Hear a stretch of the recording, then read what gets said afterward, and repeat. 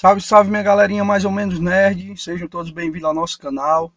Eu quero começar o vídeo, cara, pedindo assim desculpa pelo atraso do tempo que a gente tinha combinado em sala de aula para postagem do vídeo, mas é porque eu estou utilizando um notebook novo e acabou que na hora de finalizar o projeto começou a dar tudo errado, o programa que eu estava utilizando não rolou. Eu sei que houve uma complicação danada, para não dizer outro nome aqui, mas tá tudo resolvido.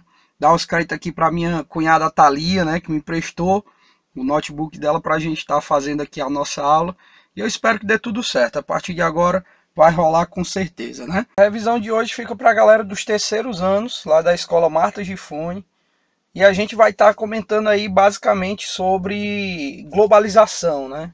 A gente começou falando em sala que o processo de globalização ele é um processo muito recorrente nas provas de vestibular e, consequentemente, no Enem.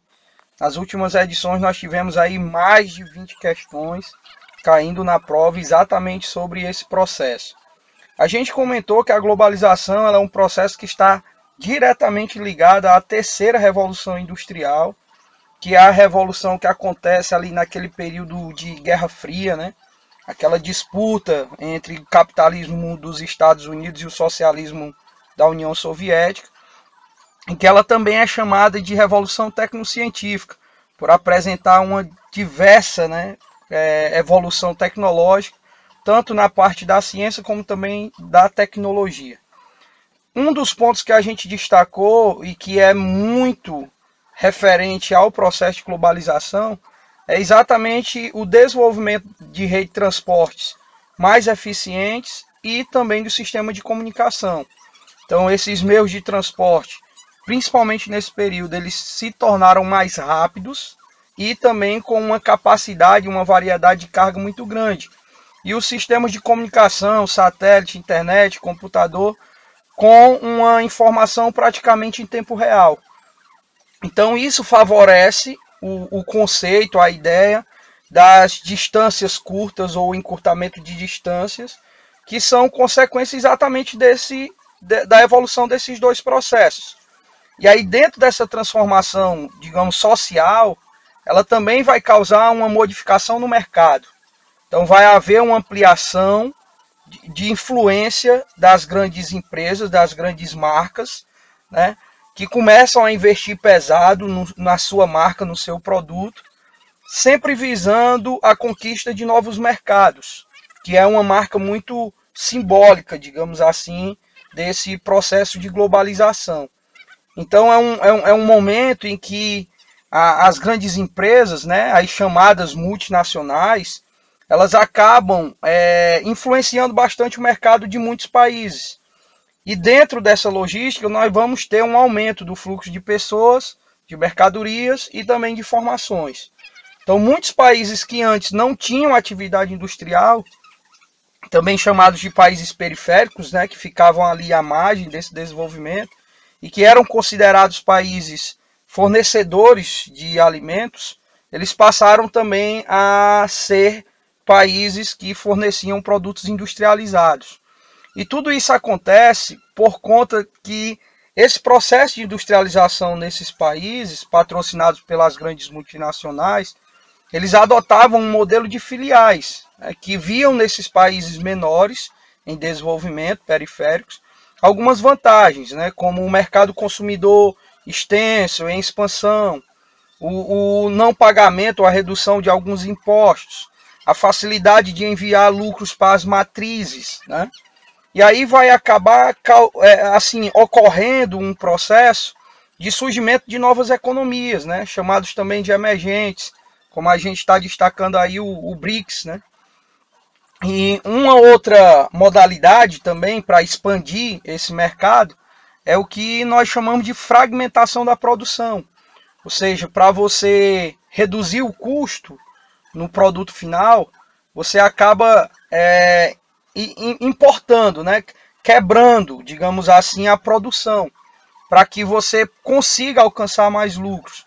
Então essas empresas, como a gente vai ver aqui nesse infográfico, um avião desse aqui, de pequeno porte, de uma empresa americana, ele acaba sendo montado, né, em mais 7 países. Então esse é um modelo de você aumentar o lucro, reduzir gastos e aumentar o lucro. E aí, à medida que essas empresas elas vão se destacando dentro do mercado, ela vai gerando uma concorrência maior e, consequentemente, um domínio de mercado, né? Dentro da ideia de concorrência, as empresas elas começam a articular várias estratégias para tentar derrubar a concorrência, como, por exemplo, pagar mais barato mão de obra, investir em propaganda e marketing, oferecer ao cliente um atendimento e um produto de maior qualidade. Então, isso são algumas das estratégias que faz com que essas empresas elas saiam na frente de uma empresa que trabalha com o mesmo produto, com o mesmo setor. E aí, dentro da ideia de domínio, nós temos o oligopólio, que é quando várias empresas elas acabam tendo influência nesse mercado, e aí algumas modalidades, como o cartel, que é a ideia de você combinar preço para eliminar a concorrência, ou o hold, que a melhor forma de você eliminar a concorrência é comprando concorrente. Depois a gente finalizou o assunto conversando sobre fluxo e rede, em dois aspectos, o de transporte e logo na sequência o de capital. A gente viu que dois sistemas que se sobressaíram nesse período vai ser a aviação, o transporte aéreo e também o oceânico. Os Estados Unidos ele tem um domínio maior no aéreo, que é e eficientes com transporte de carga de segurança, pontualidade e urgência. Dos 10 aeroportos mais movimentados do mundo, 5 são americanos. O outro é a China, que possui 7 dos 10 portos mais movimentados do mundo. Praticamente 50% do fluxo de transporte acontece via oceano, que é um meio de transporte barato e que tem uma capacidade e variedade de carga bem elevada.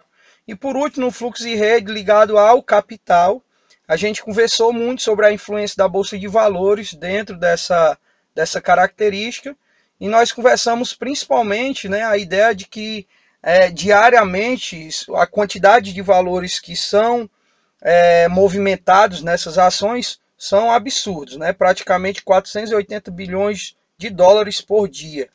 Um outro ponto também são os dois tipos de capital, o produtivo e o especulativo. A gente conversou que o produtivo é aquele tipo de investimento no setor de produção e os lucros a longo prazo. O outro tipo de capital é especulativo. Esse aproveita as oportunidades de momento ofertadas pelo mercado e que também é conhecido como investimento a curto prazo, de lucros a curto prazo. Galera, valeu, bons estudos para vocês e até mais.